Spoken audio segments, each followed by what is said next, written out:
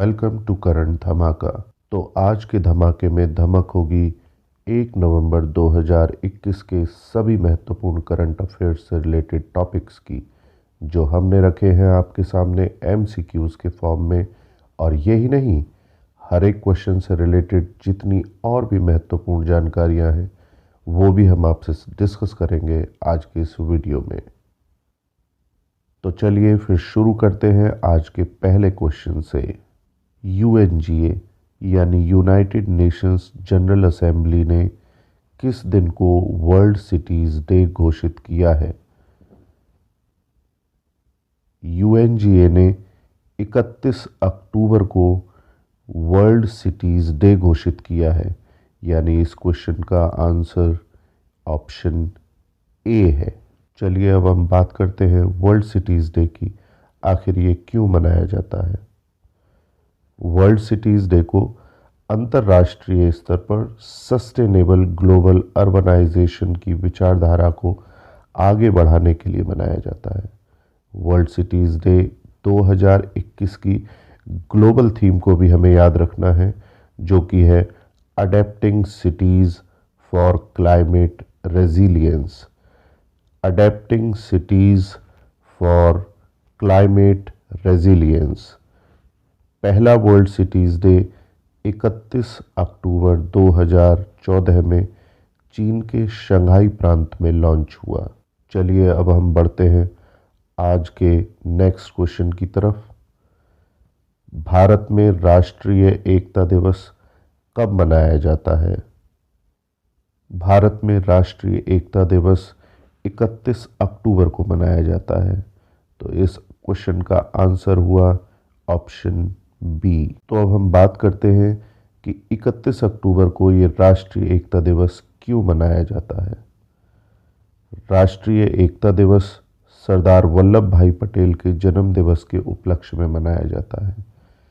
सरदार वल्लभ भाई पटेल वो शख्स थे जिन्होंने भारत की स्वतंत्रता प्राप्ति में एवं स्वतंत्रता के पश्चात भारत के एकीकरण में महत्वपूर्ण भूमिका निभाई। इस बार इनकी 146वीं जयंती मनाई जा रही है। उनका जन्म 31 अक्टूबर 1875 को गुजरात के नाडियाड में हुआ। वे स्वतंत्र भारत के पहले गृह मंत्री एवं उप प्रधानमंत्री थे। उन्हें सरदार की उपाधि किसने दी, ये भी कई बार क्वेश्चंस में पूछ लिया जाता है, इसलिए हमेशा याद रखना है कि उन्हें सरदार की उपाधि बारडोली सत्याग्रह में उनके नेतृत्व के लिए वहाँ जितनी भी स्त्रियाँ उस सत्याग्रह में भाग ले रही थीं, वहाँ की स्त्रियों के द्वारा दिया गया ये उपाधि है, जिसका अर्थ होता है मुखिया। उनके सम्मान में गुजरात के नर्मदा जिले में केवड़िया में स्टैचू ऑफ यूनिटी का भी निर्माण किया गया है, जो करंट अफेयर्स में कई बार जीके के क्वेश्चंस में भी पूछ लिया जाता है। चलिए अब बढ़ते हैं आज के नेक्स्ट क्वेश्चन की तरफ। किस संस्था ने वीर गाथा प्रोजेक्ट की शुरुआत स्कूलों में वीरता पुरस्कारों पर जागरूकता फैलाने के उद्देश्य से की है? तो हमें पता होना चाहिए, वीर गाथा प्रोजेक्ट की शुरुआत सीबीएसई बोर्ड ने स्कूलों में वीरता पुरस्कारों पर जागरूकता फैलाने के उद्देश्य से की है। तो इस क्वेश्चन का ऑप्शन बी सही है। बात करते हैं वीरगाथा प्रोजेक्ट की।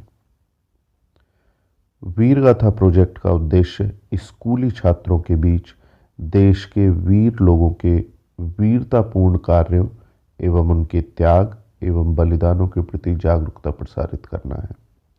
वीरगाथा प्रोजेक्ट 21 अक्टूबर से 20 नवंबर तक ये चलाया जाएगा। इस दौरान स्कूलों में अनेक प्रकार के कविता एवं निबंध प्रतियोगिताओं का आयोजन कराया जाएगा। अब हम बढ़ते हैं नेक्स्ट क्वेश्चन की तरफ। भारत के किस राज्य को देश का सबसे बड़ा एरोमेटिक गार्डन अर्थात सुरभि वाटिका प्राप्त हुई? उत्तराखंड को एरोमेटिक गार्डन अर्थात सुरभि वाटिका प्राप्त हुई है, इसलिए इस क्वेश्चन का ऑप्शन सी सही है। तो चलिए देखते हैं एरोमेटिक गार्डन के बारे में, उससे जुड़े हुए कुछ तथ्य। एरोमेटिक गार्डन एक ऐसा बगीचा है जिसमें संपूर्ण भारत से लाई गई विभिन्न प्रकार की खुशबू यानी एरोमाज वाली 140 प्रजातियों की वनस्पतियां लगाई गई हैं। इसकी स्थापना उत्तराखंड के वन विभाग द्वारा नैनीताल जिले के लाल कुआं इलाके में लगभग 3 एकड़ के क्षेत्र में की गई है और इस प्रोजेक्ट की शुरुआत 2018-19 में की गई थी। चलिए अब बढ़ते हैं आज के नेक्स्ट क्वेश्चन की तरफ। हाल ही में किस देश में विश्व के सबसे बड़े hydrogen fuel cell power plant की स्थापना की गई?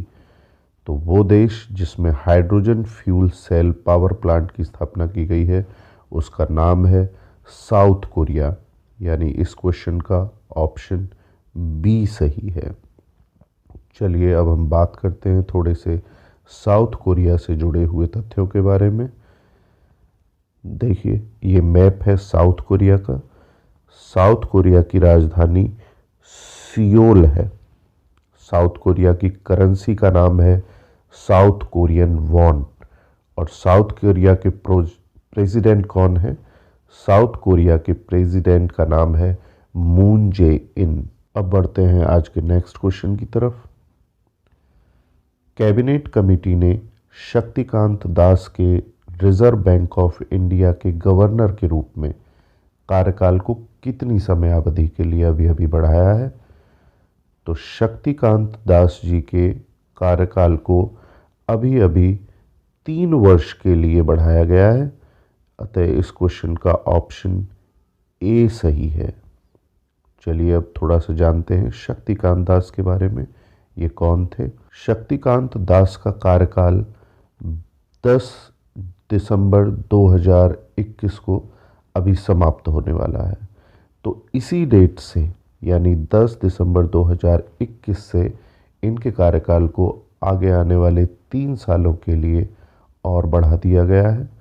उन्होंने 12 दिसंबर 2018 को आरबीआई के 25वें गवर्नर के रूप में कार्यभार संभाला था। कई बार जीके के क्वेश्चंस में ये पूछ लिया जाता है कि आरबीआई के किस नंबर के गवर्नर बने शक्तिकांत दास जी? तो आरबीआई के 25वें गवर्नर बने हैं शक्तिकांत दास 12 दिसंबर 2018 को। अब इनका कार्यकाल 3 साल के लिए और आगे बढ़ा दिया गया है। इससे पहले वह 15वें फाइनेंस कमीशन के सदस्य भी रहे। तो चलिए बढ़ते हैं अगले क्वेश्चन की तरफ। स्टेट एनर्जी एफिशिएंसी इंडेक्स 2020 यानी SEEI में टॉप स्कोर करने वाला राज्य कौन सा है? हाल ही में SEEI में टॉप करने वाला राज्य बना है कर्नाटक, यानी इस क्वेश्चन का ऑप्शन सी सही है। चलिए जानते हैं SEEI के बारे में। स्टेट एनर्जी एफिशिएंसी इंडेक्स इसकी फुल फॉर्म है, जो कि जारी की जाती है मिनिस्ट्री ऑफ पावर के द्वारा। कौन जारी करता है इसको? Ministry of power. 100 में से 70 पॉइंट अर्जित कर कर्नाटक को इस सूची में प्रथम स्थान मिला है। इसी क्रम में दूसरा एवं तीसरा स्थान यानी कि दूसरा स्थान मिला है राजस्थान को एवं तीसरा स्थान मिला है हरियाणा को। और SEI की 2019 की ये जब लिस्ट जारी की गई थी तब राजस्थान, जो कि अब इस लिस्ट में दूसरे स्थान पर है, वो तब उस लिस्ट में पहले स्थान पर था। चलिए बढ़ते हैं अब आज के नेक्स्ट क्वेश्चन की तरफ। वर्ल्ड थ्रिफ्ट डे का आयोजन प्रत्येक वर्ष कब किया जाता है? वर्ल्ड थ्रिफ्ट डे का आयोजन प्रत्येक वर्ष 31 अक्टूबर को किया जाता है, यानी इस क्वेश्चन का ऑप्शन बी सही है। चलिए अब जानते हैं थोड़ा सा वर्ल्ड थ्रिफ्ट डे के बारे में। विश्व में धन की मितव्ययता एवं बचत को बढ़ावा देने के लिए वर्ल्ड थ्रिफ्ट डे का आयोजन प्रत्येक वर्ष किया जाता है और भारत में इस दिन को प्रतिवर्ष 30 अक्टूबर को यानी एक दिन पहले ही मना लिया जाता है। चलिए अब बढ़ते हैं आज के नेक्स्ट क्वेश्चन की तरफ। Global climate tech investment trend report में भारत का कौन सा स्थान है? तो global climate tech investment trend report में भारत का 9वां स्थान है, इसलिए इस क्वेश्चन का ऑप्शन सी सही है। चलिए अब हम जानते हैं इस रिपोर्ट से जुड़े हुए कुछ और ज़रूरी तथ्यों के बारे में। Global climate tech investment trend report 2016 में पेरिस में हुई United Nations conference of parties से लेकर अब तक जो 5 साल हुए हैं उसके पूरे ट्रेंड का विश्लेषण करती है। इस रिपोर्ट के अनुसार 48 बिलियन यूएस डॉलर की वेंचर कैपिटल फंडिंग के साथ अमेरिका टॉप पर है। 18.6 बिलियन यूएस डॉलर के साथ चीन दूसरे स्थान पर है और हमारा देश भारत 1 बिलियन यूएस डॉलर की वेंचर कैपिटल फंडिंग के साथ 9वें स्थान पर है। तो चलिए अब बढ़ते हैं आज के नेक्स्ट और लास्ट क्वेश्चन की तरफ। भारत का ऐसा कौन सा पहला राज्य है जिसने अपना वाइल्ड लाइफ एक्शन प्लान जारी किया है? तो अपना वाइल्ड लाइफ एक्शन प्लान जारी करने वाला पहला राज्य बना है महाराष्ट्र, इसलिए इस क्वेश्चन का ऑप्शन बी सही है। तो अब जानते हैं इस क्वेश्चन से जुड़े हुए कुछ और तथ्यों के बारे में। महाराष्ट्र सरकार ने अपना वाइल्ड लाइफ एक्शन प्लान 2021 से 2030 तक के लिए जारी किया है, जो कि 10 वर्षों की अवधि है और महाराष्ट्र की राजधानी आप जानते हैं मुंबई है। महाराष्ट्र के मुख्यमंत्री श्री उद्धव ठाकरे जी हैं। तो ये थे आज की डेट से जुड़े हुए सभी करंट अफेयर्स। वीडियो पसंद आया हो तो लाइक करें, सब्सक्राइब करें, शेयर करें। आपके मन में हमारे इस वीडियो से रिलेटेड जो भी सुझाव हो प्लीज़ हमें कमेंट करके ज़रूर बताएं। हम अपने नेक्स्ट वीडियो की क्वालिटी को इम्प्रूव करने में आपके इन सुझावों को ज़रूर लेना चाहेंगे। तो please again do subscribe, like and share. Thank you very much. मिलते हैं नेक्स्ट वीडियो में, तब तक के लिए नमस्कार।